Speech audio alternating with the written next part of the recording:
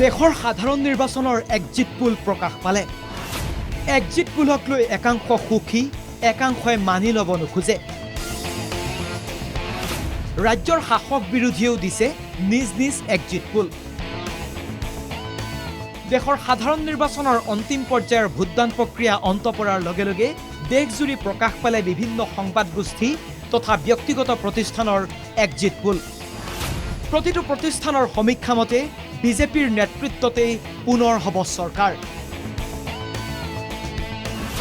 অধিকাংশৰ সমীক্ষাত NDAক দিয়া হৈছে 350+। এই সমীক্ষাত অসমতো বিজেপি মিত্ৰজোঁটক দিয়া হৈছে 11ৰ পৰা 12খন আসন। এই এক্সিট পোল প্ৰকাশৰ পিছতে উৎফুল্লিত হৈ পৰিছে শাসকীয় পক্ষ। বিজেপিৰ ৰাজ্যিক সভাপতি ভৱেশ কলিতাই প্ৰকাশিত এক্সিট পোলৰ সমীক্ষাক সহমত প্ৰকাশ কৰি ক'লে, আমি 12খনেই পাম, 12খনৰ তললৈ নাযায়। আমাৰ যি টাৰ্গেট আছিলে 400, যে আপ কি বাৰ 400 পাৰ, আমি 400 লক্ষ্যৰে এই নিৰ্বাচন অৱতীৰ্ণ হৈছিলে আমাৰ ৰাষ্ট্ৰীয় নেতৃত্ব। আৰু নিশ্চিতভাৱে 400ৰ ওচৰা ওচৰি আসন বিভিন্ন এজেঞ্চিয়ে তেওঁলোকৰ মাধ্যমযোগে বা তেওঁলোকৰ এছেছমেণ্ট বা তেওঁলোকৰ যি ছাৰ্ভে আধাৰত প্ৰকাশ কৰিছে। আমি 12খন পাম। আমি যিটো কৈছিলোঁ যে সেই ৰিজাল্টে আমি অসমত পাবলৈ সক্ষম, কিন্তু 12খনৰ তলত নাযায়, মই এইটোৱে ক'ব গৈছোঁ। ইয়াৰ বিপৰীতে এক্সিট পোলক লৈ অসন্তুষ্ট ভূপেন বৰা। প্ৰদেশ কংগ্ৰেছৰ সভাপতি ভূপেন বৰাৰ দাবী, এক্সিট পোল কেতিয়াও একজেক্ট হ'ব নোৱাৰে। অসমত বিৰোধীৰ আসন বাঢ়িব, ভোটদানৰ হাৰ কংগ্ৰেছৰ পক্ষত বৃদ্ধি পাব।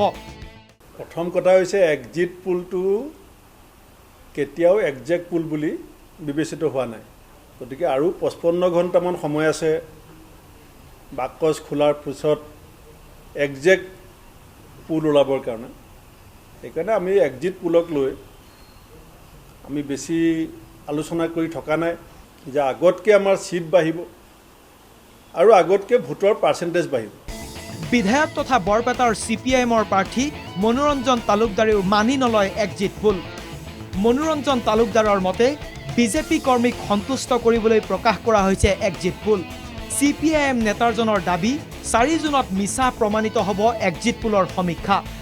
কৰ্মীসকলক সন্তুষ্ট ৰখাৰ কাৰণে এটা প্ৰেছাৰ ক্ৰিয়েট কৰাৰ কাৰণে তেওঁলোকে এটা মাইণ্ডছেট গঢ়ি তোলাৰ চিন্তা ভাৱনা কৰি পেলাই এই ধৰণৰ এক্সিট পোলৰ ৰিপৰ্ট আহিছে। এক্সিট পোলৰ ৰিপৰ্ট যথাযথ নহয় আৰু এইটো 4 তাৰিখে পৰহি প্ৰমাণিত হৈ যাব। এক্সিট পোল এইবাৰ ভাৰতবৰ্ষত মিছা প্ৰমাণিত নিশ্চিতভাৱে হ'ব।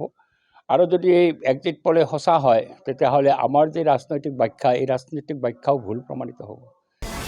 আনহাতে অখিল গগৈয়ে প্ৰকাশ কৰিছে নিজা সমীক্ষা। বিৰোধী 6, বিজেপিক 6 আৰু অন্যান্যক দিছে 2খন আসন। অসমৰ ক্ষেত্ৰত মই ভাবোঁ যে এক্সিট পোলৰ যি ছবি দিয়া হৈছে, এই ছবি মিছা প্ৰমাণিত হ'ব। সকলো এক্সিট পোল ওলোৱাৰ পাছতো যিহেতু মই গোটেই কেম্পেইনটোৰ লগত জড়িত আছিলোঁ, অতি স্পষ্ট ভাষাৰে মই আপোনালোকক জনাব খোজোঁ যে অসমত আমি বিৰোধী ঐক্যমঞ্চই 6টা সমষ্টি লাভ কৰিব পাৰিম। বিজেপিয়েও 6টা সমষ্টি লাভ কৰিব মোৰ যিটো ধাৰণা। আৰু 3 নম্বৰ আৰু 2টা সমষ্টি 2টা বেলেগ দলে ল'ব বুলি মই ভাবোঁ। এক কথাত ক'বলৈ গ'লে এক্সিট পোলে শাসক পক্ষক উৎসাহিত কৰাৰ বিপৰীতে বিৰোধীক হতাশ কৰিছে এই সমীক্ষাই। পিছে কোনে মাৰিব সেই হাঁহি? কিমান দূৰ ফলিয়াব এক্সিট পোলৰ সমীক্ষা? অপেক্ষা 4 জুনলৈ। Bureau' report, NKTV।